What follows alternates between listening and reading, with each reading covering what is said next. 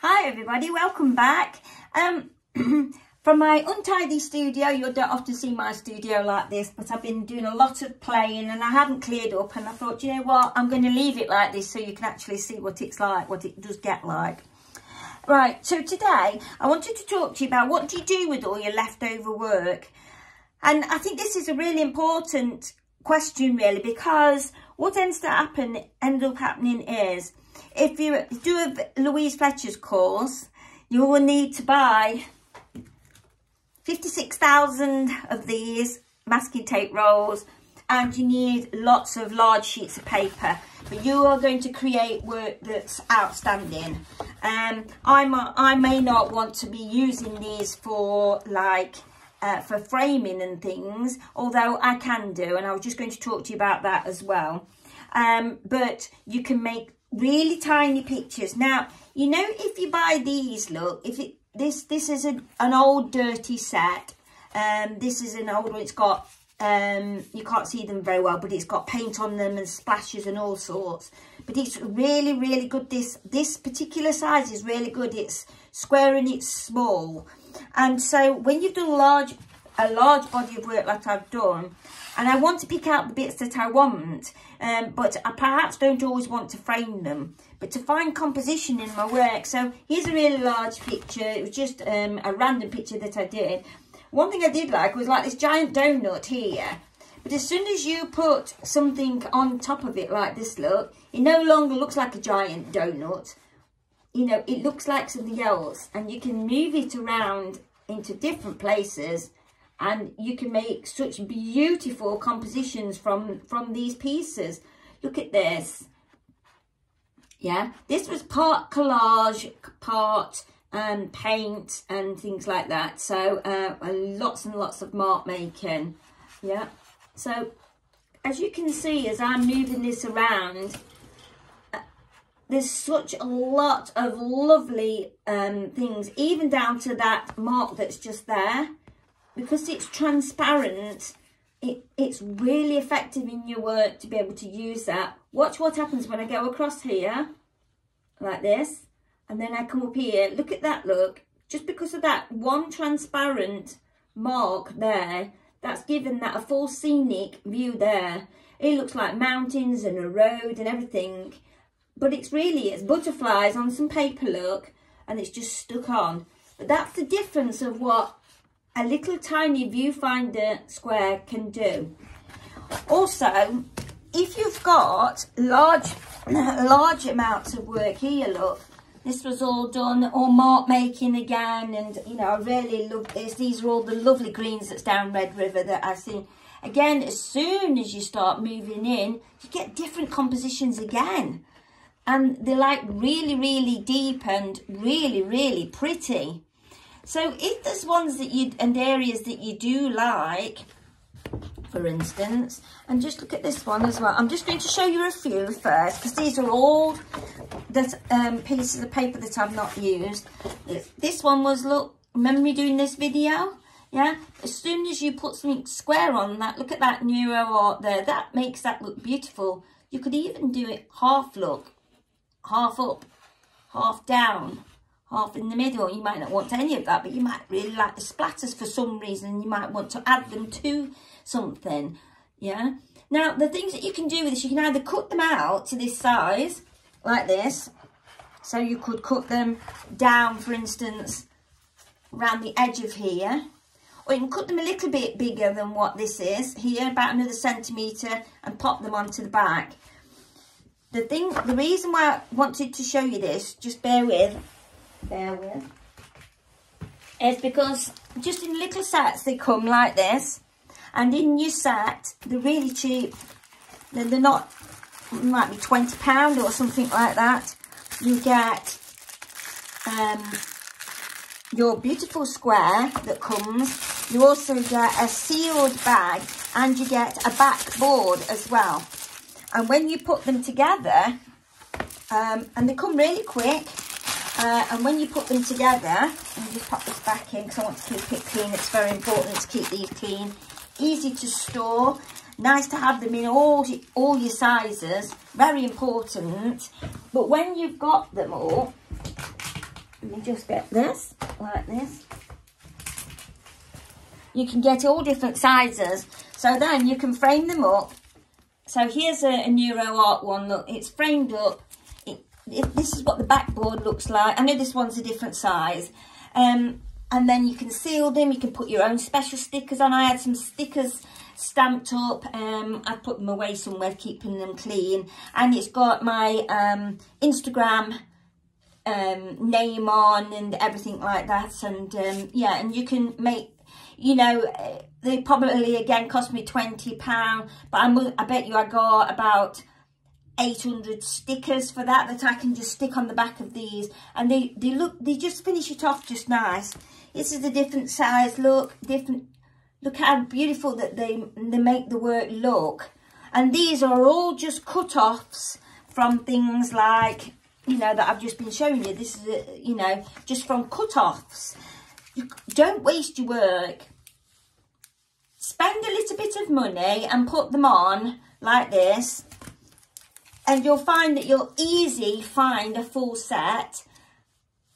And when you've put them on, in different styles as well, and when you've put them on, you can then save them. This is a different one. Look, these were nice. These was just all collage, and I really enjoyed doing this for a change. They were collage. I made like a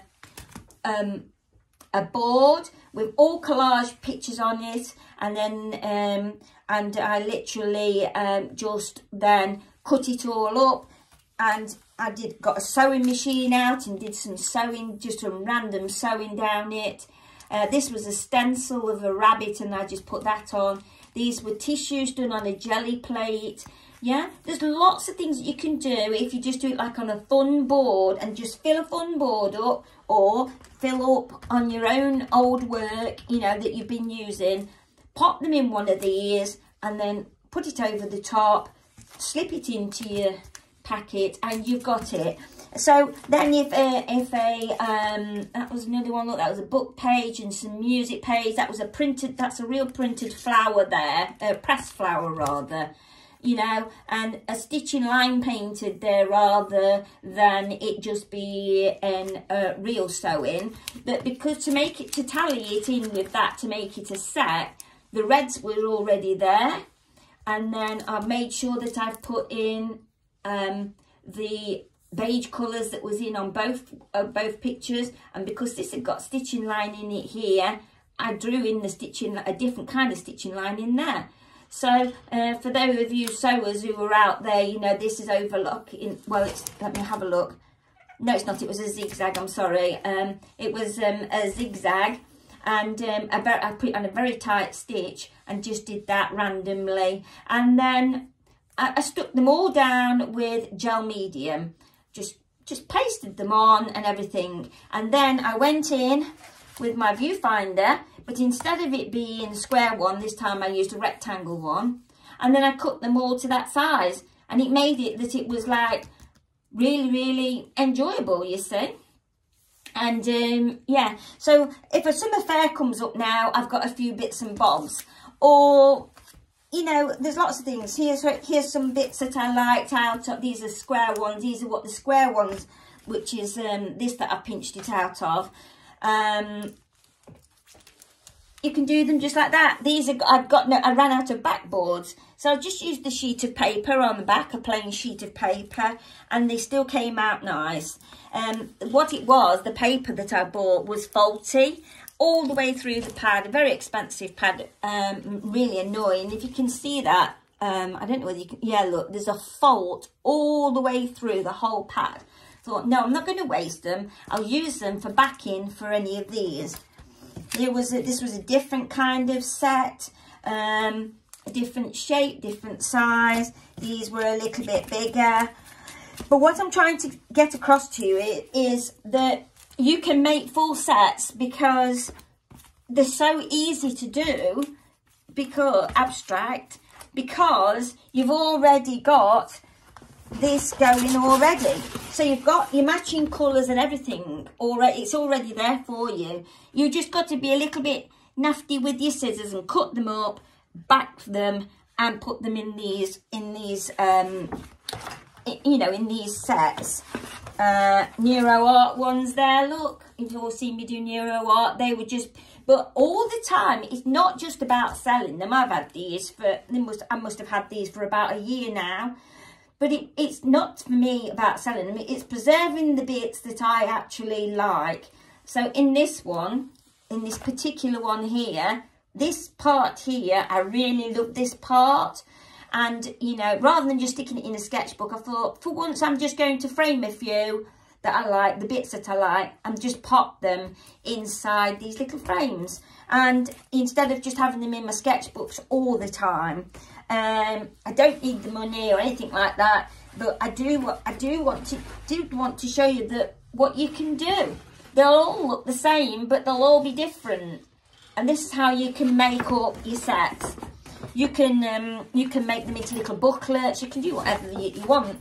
I'll show you a few, what they look like. You've seen that. I've just shown you that. By the way, that's all work that I've already done, you know, I've already shown you on videos. So you saw that long one. I've shown you that one. Bit of Neuro Art here. I've already cut this one down. But I don't particularly like this one, but maybe I like this figure. Maybe I just like the bottom part of the figure. Maybe I just like the top part. Maybe I like not the figure at all, and maybe I like the ball. Because if you look close up, the balls are got a lot of work in them. So it's not just about, you know, it's not just about that. Here was the bottom part of the painting. Again, I quite like that because it's cut off. You don't know whether that's a man walking with a child or a lady walking with a child. It's left to your own imagination. That one was a bit of a weird shape. That's why I didn't like this particular picture. So, but then when you go on to, you get another big picture, you might think, oh no, it's sacrilege to cut them up, but it isn't, and they sell really well. Or you can just pop them, cut them up small and pop them in your sketchbook. Please do and have a go, you know, because just look at some of the beautiful compositions that you can get. So they're really, really good. This was one I did on Louise Fletcher's course, and you had to do certain exercises. I'd love to get her on here and give you a talk and introduction to doing her course, which I might ask her to do at some point, and then go over and do her course, especially a free course if that comes on again this year. But if you look here, just look at how you can move these around again and get different kinds of pictures to the ones that's up there. If you go around to the marks that you really like, then it will work. Look at that. Almost looks like a pavement there, look, just in that area, and a building. You can change things, you can go back in. There's so many things that you can do. Just don't waste your work and just leave it to pile up like this. This is why it's a bit of a loose end. I'm going to explain to you. I don't often get like this. I'm not blocked, but what has happened is the drawing that I love doing, I've come to the end of one. Excuse my bird. Come to the end of one, finished it, and now I've gone bigger, and at the moment I'm not sure what theme I want to use, whether I want to use Red River, in drawing I'm talking about, Red River, or whether I want to carry on with buildings and quirky buildings and places that I've seen and things. But to do that, I need to collect more. Obviously, I need to collect more photographs and get out there. So I'm not just going to rush straight forward into that project, because I think it's important that you don't. If you rush into things, you're just going to make a mess. So you do need to think about things a bit. So I'm looking through my old work that I did on the course with Louise, and, you know, muscle memory and re-jogging my memory and what I really liked about things. And as much as I like the colour, and I've been working on the colour green for, must be 2 years now. But look at the pictures that you can make from this. They're beautiful. They really are. everyone thinks that, yeah, well, yeah, that's not a bad picture. Look, there's from an abstract point of view, you know, when you're looking at contrast and things like that and composition, there's a lot going on that side and just a little bit on this side, you know, good off balance composition. But look, when you put a small square on, look what it does. Look at that. That is beautiful. It makes it even more beautiful. Look, can you see? And suddenly, Red River is there right before my eyes without even doing it, all with loose play. So some of these I will cut down and I will frame up and keep them. If they don't sell it, it doesn't matter. They've kept in a pile and they're kept much more better, if you like. And then who knows what is going to come up in the future. I might decide to put them in proper frames and put them in a cafe. Or I might want to just advertise them again and try and sell them online. Or I might just keep them in a pile in my bedroom in my art studio and just enjoy them. Here's another one.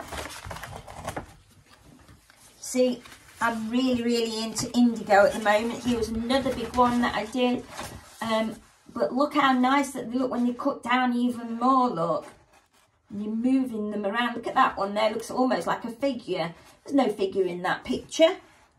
But there is if you look closely and you put a frame around it.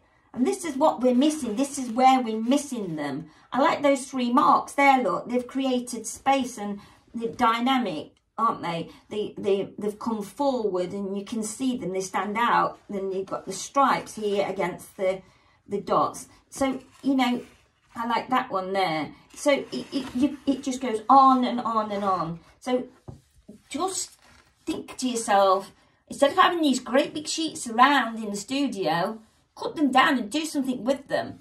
You all need to sort of think about doing that. Even if you cut them all down small and just stick them all in a sketchbook. But the trouble is your sketchbook will end up being this fat and you won't even be able to close it. Concertinas are a bit better. Concertina books are a bit better because obviously the concertina are out and in and you can do it on both sides and make them equal. But also, if you've done paintings like this one, and this one was a completely different colour, didn't like it, I did the exercise. Obviously, we're not making paintings with them, but looking at the exercises and things that we've done, these could be cut up, put, you know, and then again, you can be using them like this because there's created more space. But also, you could take them out again if you put them all in a book and work back into them. So you can take them down. I could take them down Red River. I wouldn't particularly take this colour because I've been working on the greens. I'm not really into that colour. So this was another little turning point. Another one. You wouldn't believe it. It was just the colours, combining the colours that I liked particularly. Even little ones, look. This is just on a little bit of card. This was done with ink, watercolor, tiny bit of gesso in there. But there's so many things that could be. And again, wouldn't that be nice to work back into? It just looks like brambles to start with. So you can put them in and work back into them. Or you can collage over the front. Or you can add some white gesso and lighten it up even more, you know, blank out the bits that you don't like. So it's all good fun, and all just from one of these. I really rate them. I mean, look at that. Never have a circle just in the middle like that, by the way. Always put it to one side, look.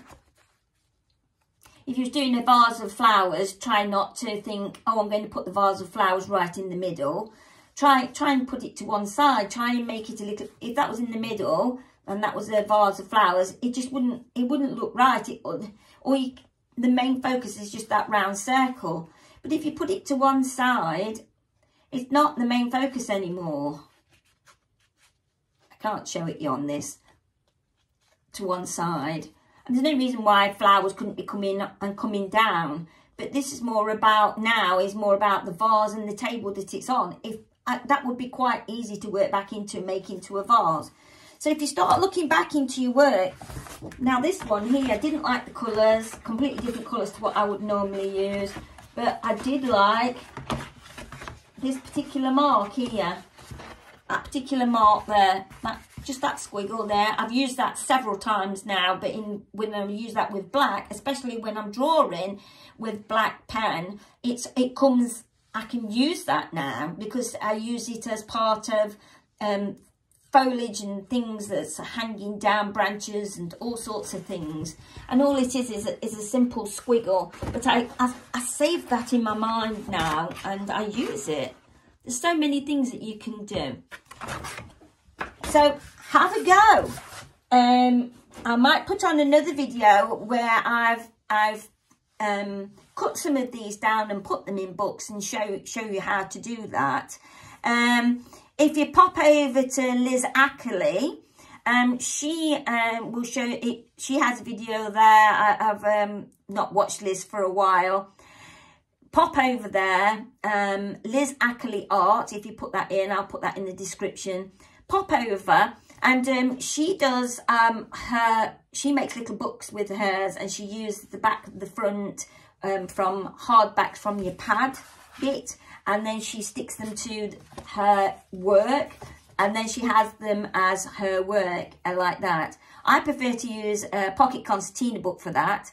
I'll just see if I've got one. So here's a perfect example of using up bits and scraps. This was a concertina book. This isn't a pocket one, by the way. This is like the normal sized one. And all these things that are in it are things that I've stuck in. So I've worked my way through it, and what I've done, you'll never believe it, like this little bit of writing that's down here, that was from a Subway wrapper, and then I've painted over the top of it. Things that I found in the street. I can't remember what this one was, but it was just something I found in the street. But I thought that they made it look like they were good like ruin windows. So I've used those. And then this was a door that came. It literally just was from doing the work. And then look, this was like a castle. This book is about Codnor Castle, that's not far from me. And the Timeline team found a gold coin in there, and so I abstracted the castle because it's just a castle ruin, and there was all gates and gardens leading up to it. But these are all done with sticking things in and then reacting to that. So I'm just trying to find, that was the wall, and then it was night time, and then I went on to here it is. So the coin, the gold coin that they found, I photocopied it and I blew it up, and then I used that as part of the walling. Can you see? So it's all about having fun, and if you've got bits of things lying around, it's ideal to just stick them in the book. You know, this was a bit of a drawing, this bit of place was supposed to be slightly haunted, and so on. But I've got all the other side of this book to do. So some of these bits and bobs now, I can cut these down and I can stick those in and then react to them again, just like I've done like that, because I like telling a story with my work. Because when you walk onto there were allotments and things. So and there was lots of styles to walk over as well. So it's just nice, and they don't have to be in order. Those started off, believe it or not, as like orange slices, and then I just changed them and made them into like random wheels, because I saw a cart wheel just was leaning up against a fence, and that what gave on this particular wall, and that what gave me the idea. So do you understand what I'm saying? You can don't waste all your work, just put them into things.